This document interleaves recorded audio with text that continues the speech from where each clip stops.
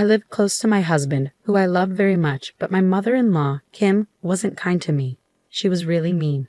My husband, Rhett, and his family didn't like her either. When Rhett and I first started dating, I was too scared to ask him why he didn't like his mom.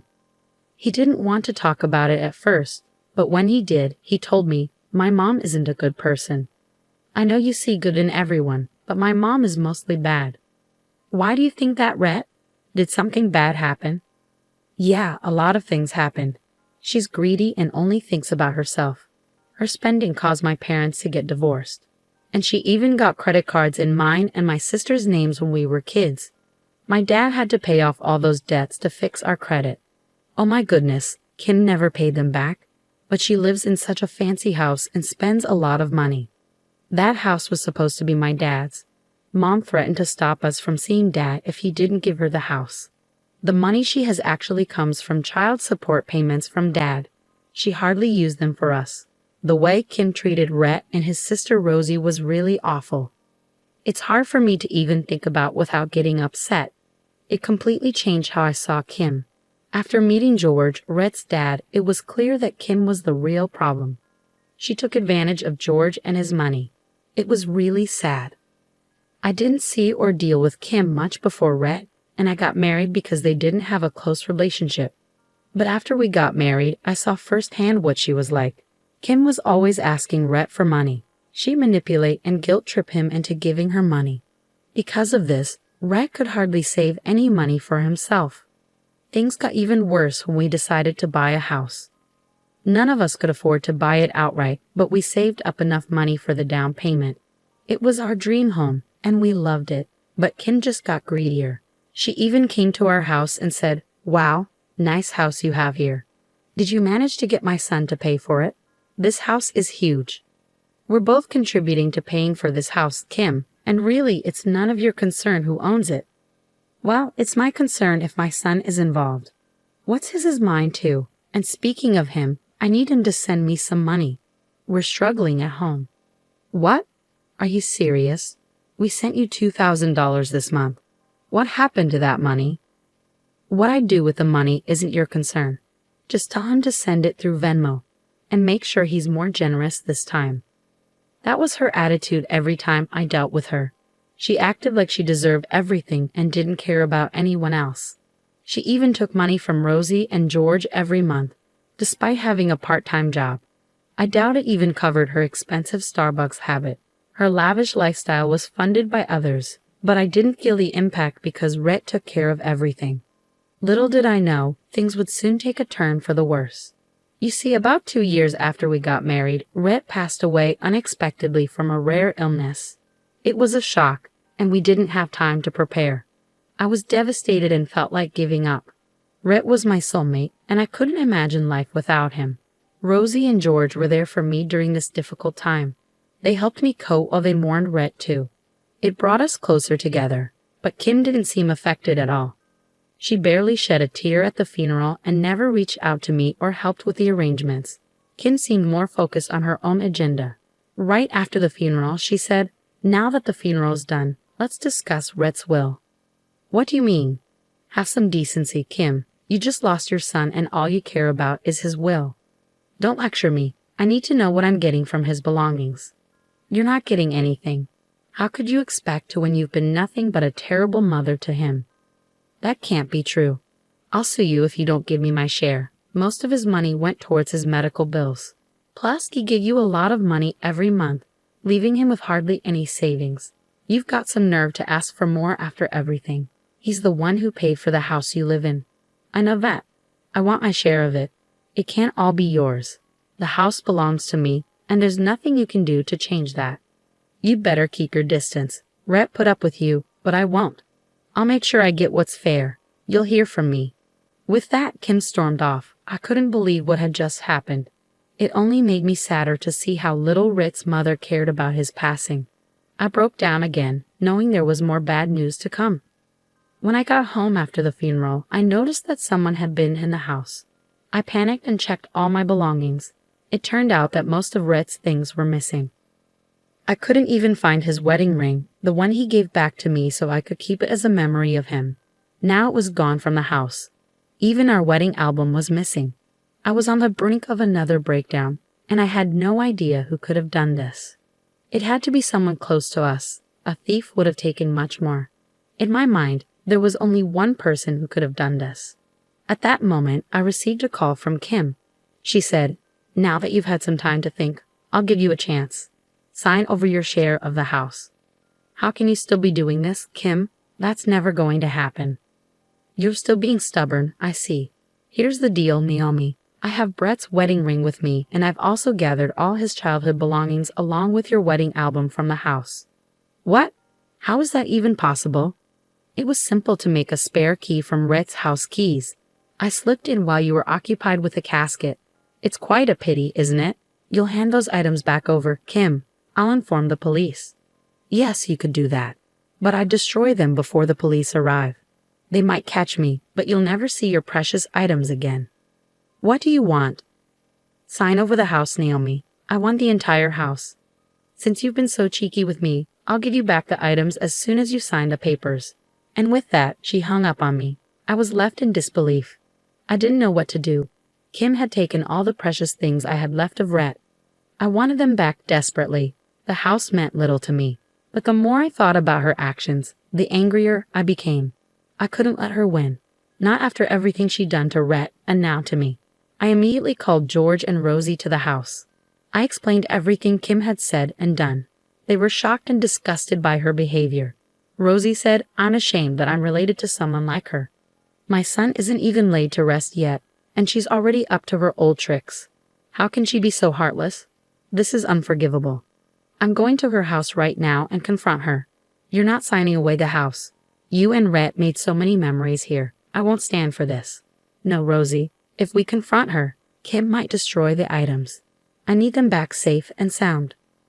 I'll call her and pretend to agree to sign over the house. She won't suspect a thing. But you can't actually do it.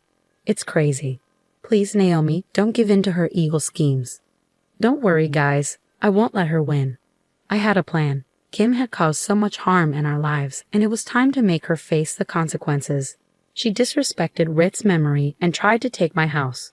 I wasn't going to let her get away with it easily. I shared my plan with George and Rosie, and they agreed to help me. So I called Kim and told her to get the papers ready. I pretended to be ready to sign over the house to her. Kim was thrilled at my apparent surrender. She said the papers would be ready soon. The nerve of this woman was unbelievable. A week later, Kim called me to sign the papers. I went through them carefully and then handed her some additional papers prepared by my lawyer. I told her to sign them. "I've already signed the property papers and processed them," I said. "Here's the legal document stating that you've accepted the gift." "Oh, do I need to sign this? I can't wait. Just tell me what to do." "You just need to sign these papers, that's all." "There, I've signed these papers and accepted your gift. So I hope you can move out of the house this month. I'll slowly start shifting there. I need to make a lot of redecorations, so make it quick." "Don't worry, Kim, you have exactly a month to move into your new house. There won't be any issues. See, it wasn't so difficult, was it? You get what you wanted, and I get what I wanted." Kim was foolish enough to believe I'd just sign away the house. Well, it turns out she was the foolish one. What Kim didn't realize was that I had swapped the papers. I put my signature on a fake document filled with nonsense. She never bothered to read the papers she signed. Kim thought she was signing to accept the house as a gift. She's going to be in for a surprise when she finds out how wrong she was. Kim was in for a huge shock. Being her foolish and overly confident self, she decided to throw a lavish party. Apparently, she spent most of her savings on it. I suppose she assumed everyone would keep funding her extravagant lifestyle. She even called me and said, "Hey, Naomi, I'm hosting a big party this weekend. You know, your little gift has made my life.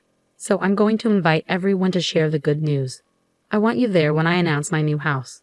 I'm genuinely happy for you, Kim. I must express my gratitude for returning the items unharmed. You know how much they meant to me. I'll be there to show my appreciation." "That's fantastic. I can't wait to brag about the house to everyone. They'll be green with envy. I'm sure they'll be incredibly envious." In my mind, I was laughing uncontrollably. I was getting closer to getting my revenge. Kim used my late husband's memory as leverage to try to take my house. I'll never forgive her for that. I silently prayed to my husband's soul for strength and support in seeking justice. I knew he would be on my side, relishing the idea of setting things right. On the day of the party, I felt a bit nervous, but Rosie reassured me, saying, "Don't worry, Naomi. We're here for you. It's time Mom faces the consequences of her actions." I can't wait to see the look on her face. I know Rosie. She's had this coming for a long time. I just hope everyone sees her for who she really is.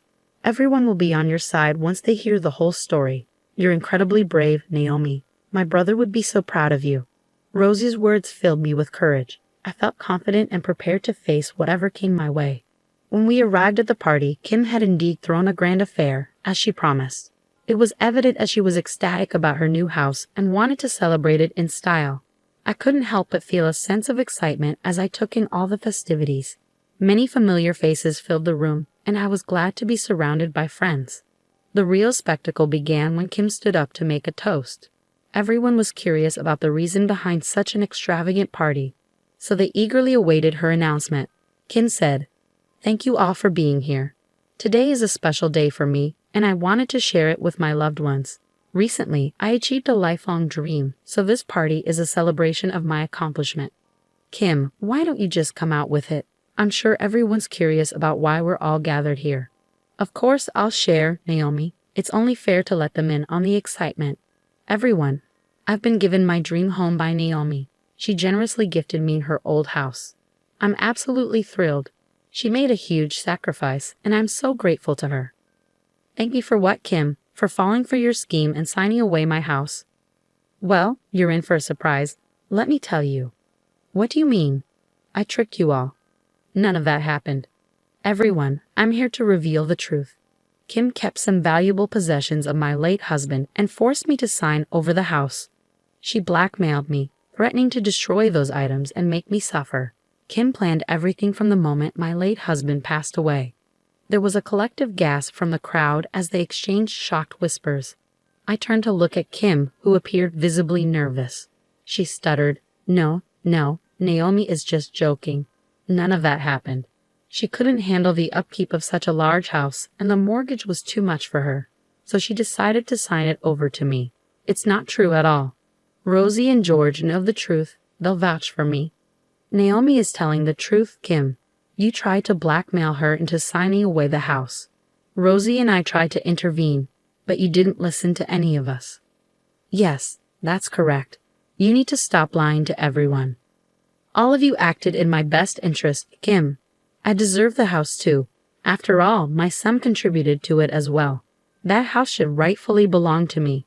Naomi was foolish to give it up for a few sentimental items. Are you that naive, Kim? Did you honestly believe I would sign over my house to you? The room fell silent, and even Kim appeared stunned by my words. George and Rosie exchanged amused glances in the background. What do you mean, Naomi? Kim stammered. You should have taken the time to read the papers before signing, Kim. You should have even consulted a lawyer before putting your signature on anything. I swapped the papers you signed. Here, take a look at what they actually say. Wait, this says I've signed over my house to you. How is this possible? I had a lawyer prepare the papers. No, this is fake. Can't you see? This isn't my signature. Kim, it seems like your own scheming has backfired on you. Technically, your house now belongs to me, while my house thankfully still remains in my name. Here's your eviction notice. Your house now belongs to me, and I want you out within a month. And don't even think about asking us for money. We're done with you too. You won't get a penny from us. You should be ashamed of yourself. If you have any decency left, you won't set foot near my door again. No, this can't be happening. You can't do this. Oh my God. Before she could finish her sentence, Kim simply fainted. I was sorely tempted to laugh at the scene. No one rushed to help Kim. Instead, they threw disgusted looks her way. Some even left the party after offering me words of support. Nobody defended Kim because they knew exactly the kind of person she was. It was George who called 911 and requested an ambulance. Kim was taken to the hospital for evaluation. Meanwhile, I stayed at the party with Rosie and enjoyed myself. Everyone there criticized Kim as they never liked her manipulative ways. This time, they were glad to see someone stand up to her. The next day, I received numerous calls from Kim. She begged me to cancel the agreement and give her the house back. She even threatened legal action. I simply reminded her that she had signed the papers willingly and there was nothing she could do. I also warned her that I could legally evict her from the house after a month.